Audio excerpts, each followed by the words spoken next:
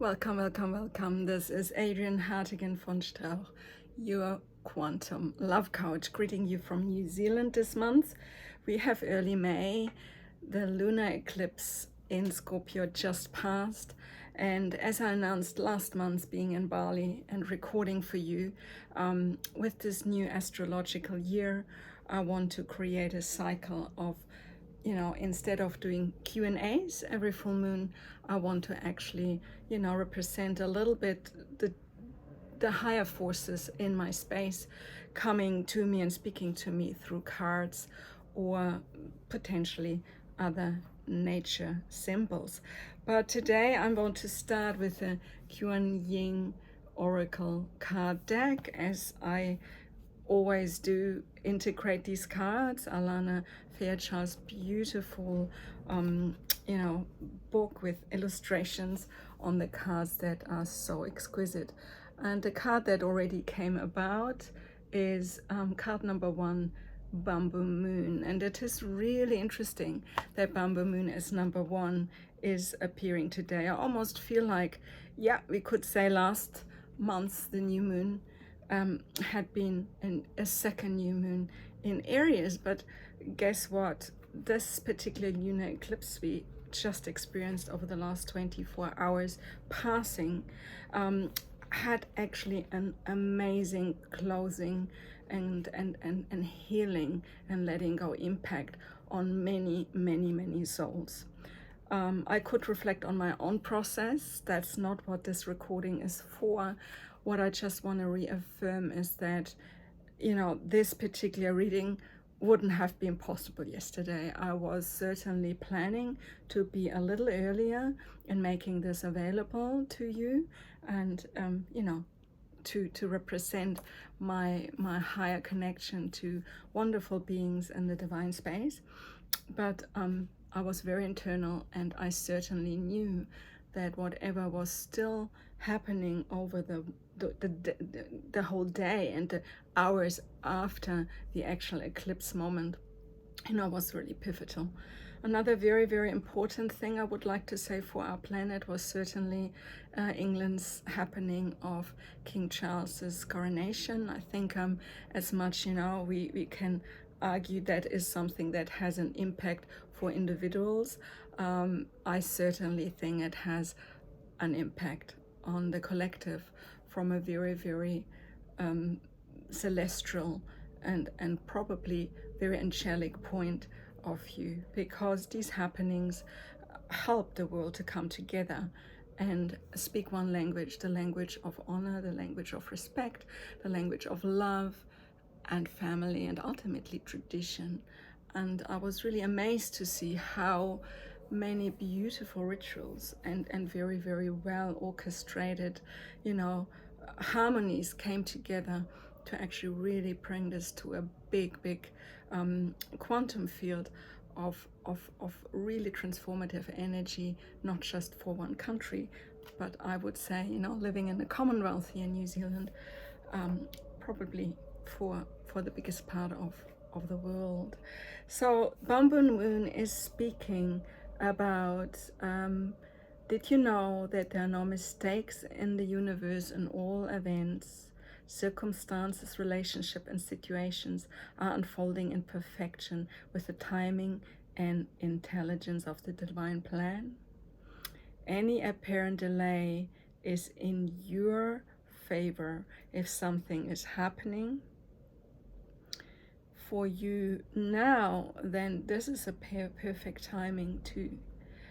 Divine timing is perfection. It is safe to trust this now. So I think, that moment, that particular pivotal something I just spoke about, that yesterday was yesterday, and today, 24 hours later, after the eclipse, it feels like, a very different now.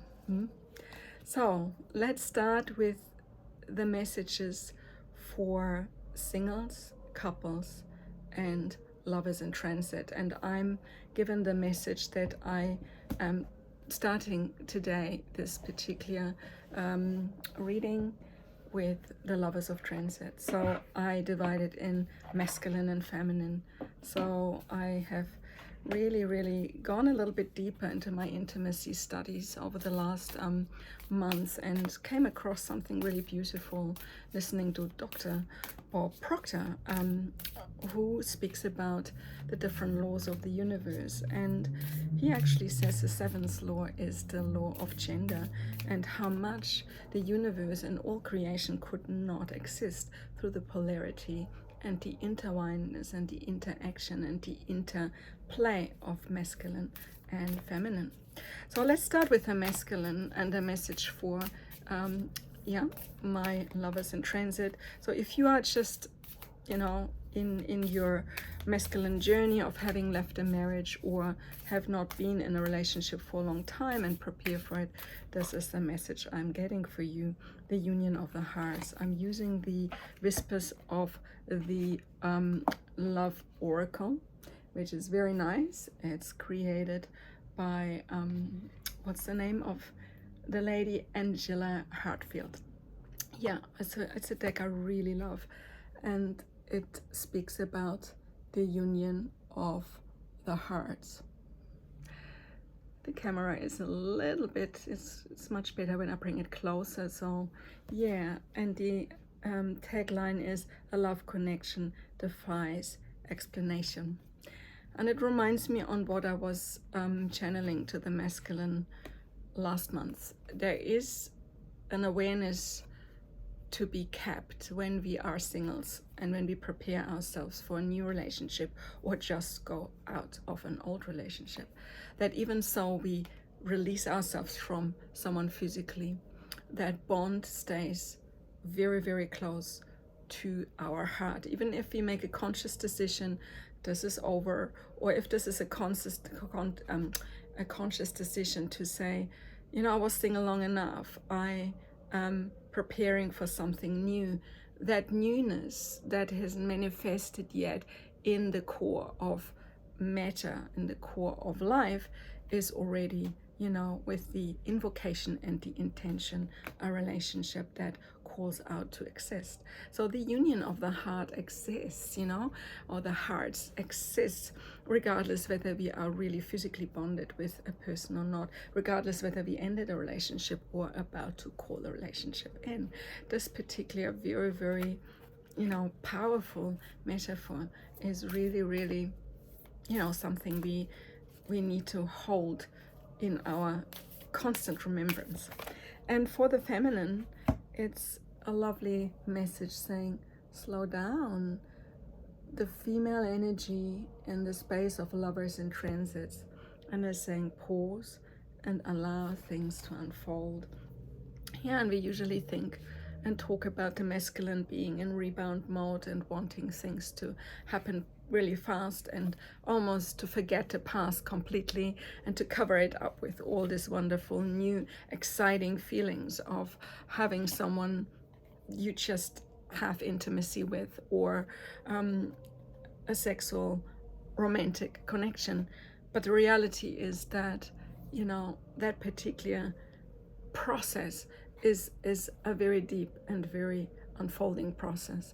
And women are almost conditioned at the moment to believe that, okay, if I'm ready fast and if I make myself very available to the masculine, to that polarity, to that energy of my counterpart, then things could be more successful. And I can see this in the response to a lot of messages I, you know, share with particular women I coach, that they almost don't want to do the work. You know, it's almost sometimes, yeah, I understand, I want to understand it, why this is not happening the way I want it, but ultimately let's get over it, because as more I understand it, as quicker it might happen. And the reality is that's often not the case. All right, so let's just be very mindful in that transition space between the masculine and the feminine, that there is a very divine timing, as the Bumble Moon is saying. You know, the now might be now because it's now, but if you thought the now could have been or should have been yesterday or in the future, then that is something to just accept as higher will. I get now to our couples. Those couples who are committed and really, really hold a strong bond together.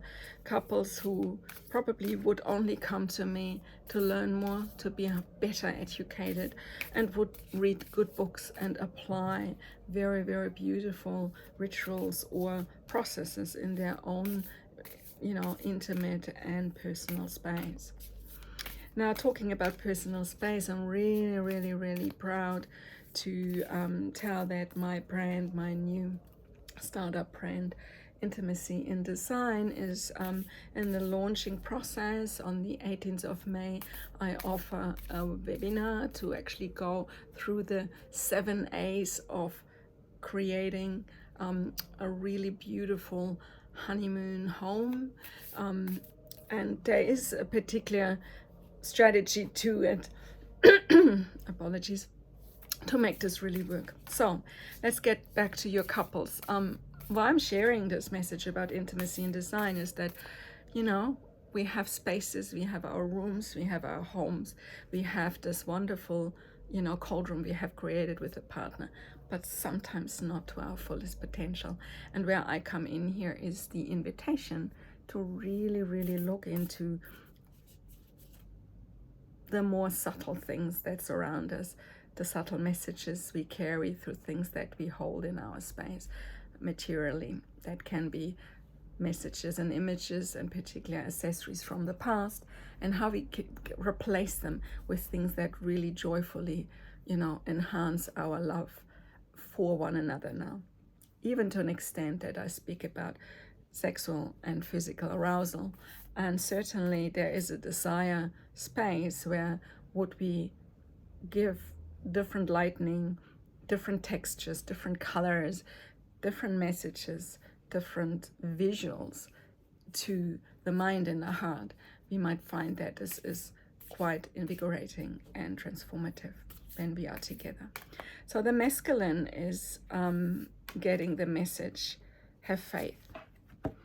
Yeah, it's actually a very, very interesting message for the couples, the masculine space of the couples.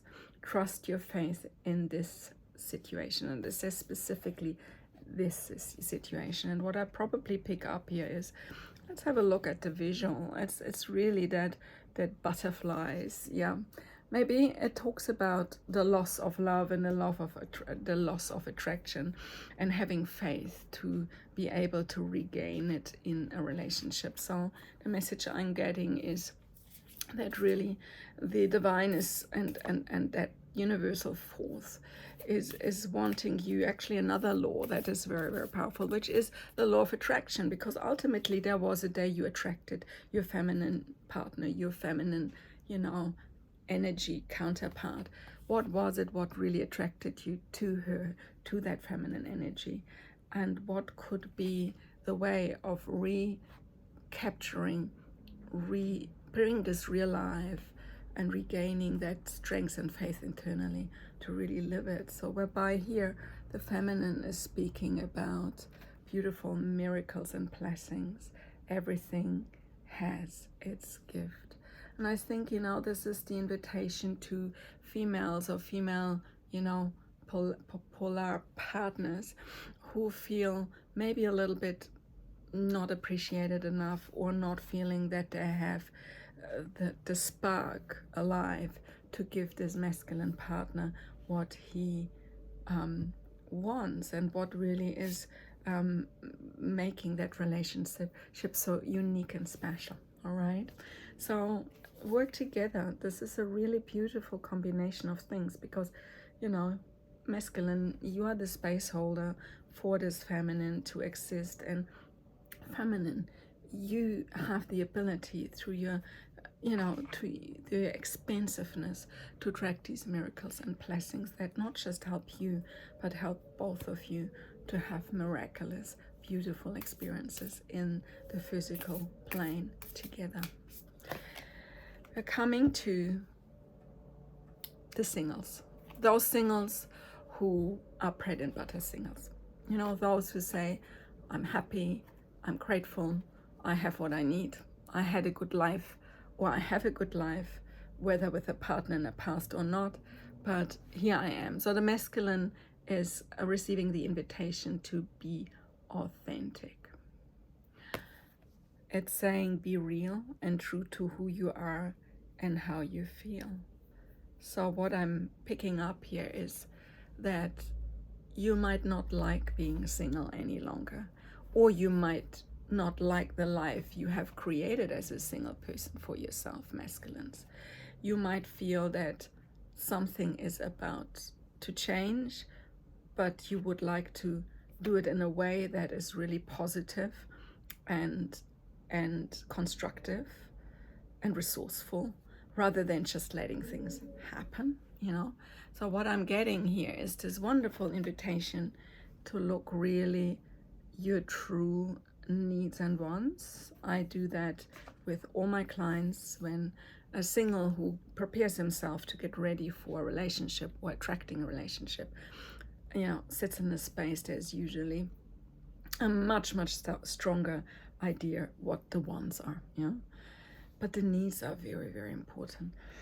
And being authentic with these needs is an art, and it's not something we have easily got, you know, taught when we are, you know, looking back into our childhood or student years. So let's have a look what the feminine is saying to our singles. Love who you are. Yeah, the message I'm getting is a lot about self-image. It's about, you know, how you feel in your body. I think a lot of women who are singles for a long time are either very disillusioned or very hardened. You know? Disillusioned in the sense that they wanted to be, you know, more expressive in their feminine selves, but really didn't find, you know, that self-confidence to regain, you know, the spark to go out and find this new love. Or it could be really that old trauma, that old pain that sits in your heart and soul, but doesn't know how to release itself. And with this beautiful awareness, as we see here in this card, you know, the self-love awareness, love who you truly are, we can heal a lot of wounds, and that doesn't come easy. I really speak from my own process. We can be aware that there is an acknowledgement and a greater sense of appreciation and liking in us, but would we really call it self-love?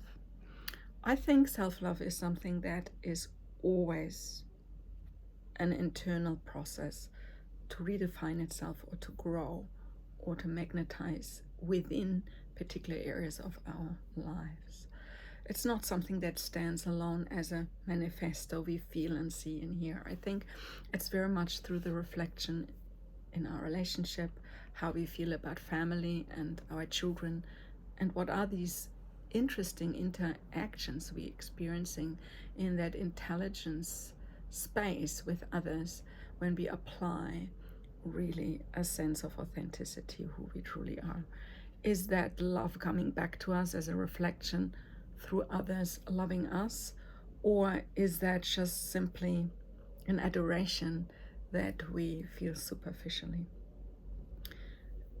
The third version of that is that we really embrace it completely, that there will be days we experience it fully, and there will be other days where there is no way that we can experience fully because something internally or externally triggers the process to be almost repeated, to look at a situation or relationship with a person or a situation or event where something didn't go the way we actually felt very loved or appreciated in it. And yet here comes the invitation to say, that was another realization, another moment of awakening, to see what can I do, change within me, or what can I let go within me that allows me to be very, very discerning about the fact that self-love is something that is always something to develop or create or recreate in our existence day by day. Now I'm ending with 3 messages with a tarot deck. I use the Lightseers Tarot, Chris Ann's deck, with which I travel at the moment between Bali and New Zealand. And the way I want to put it is 3 messages to us collectively, and also maybe a little bit into the common space of that next 30 to 31 days of the month May into June, all right? Till the next full moon, which will be a full moon in Sagittarius. So the first card coming is the Knight of Pentacles.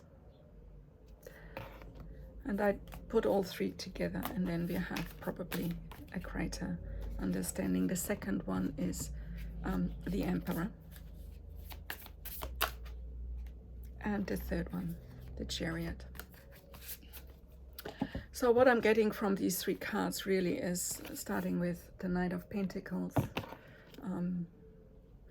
then fulfilling this wonderful, you know, how can I say this? Fulfilling this wonderful notion of the masculine stepping in and wanting to be embraced and seen. Yeah, the word I'm getting is the masculine wants to be seen.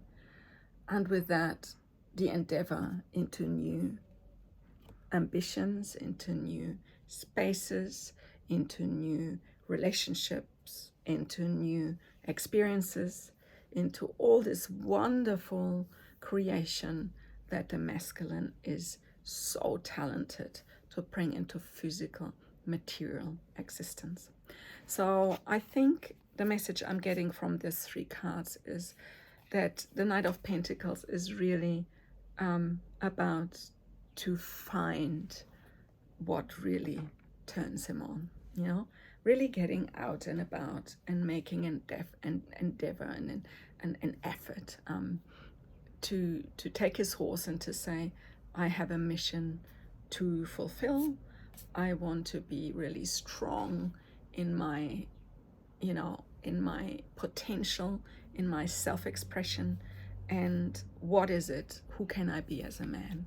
And that Emperor energy can express itself in so many different ways, in so many different forms. And the Chariot is really, really not so much the leaving away, but the moving into that newness, into this almost renewed energy of finding confidence, finding self-actualization and leadership. And I think for many of us women, that is certainly a very powerful, you know, message too, because us feminines claiming the masculine essence in us is really an art from a place of, you know, doing it in a divine and soft and gentle way, rather than being forceful and breaking our, you know, inner barriers and trying to be hard and, you know, strong and full of, you know, of energy that brings almost change through breaking rather than moving and letting it flow. All right, so thank you so much, and I get the message to do one more card, and I think I go back to beautiful Kuan Yin Oracle. By the way, Alana Fairchild has a beautiful website, and she offers little, you know, mini readings and mini explanations of her cards. And I just feel the next card. There's a very, very beautiful one. It's called the Amaryllis Lute.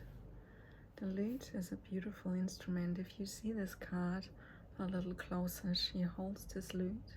It's beautiful, very, very engaged, very blessed young artistic being, expressing her beauty through the flow of almost tone and musical expression.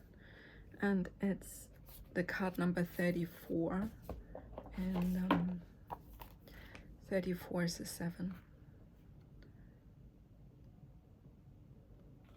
And the keywords are the prayer that stands behind, and I only read now the prayer for this card because it's the closure of our reading today. Prayer to the Amaryllis lute. Your beauty triumphs, your sound so pure causes my heart to soar. My vibration rises, and my cells are flooded with divine light. I know myself as love. Om Mani Padme Hum. That is a really very, very glorious and very, very beautiful ending.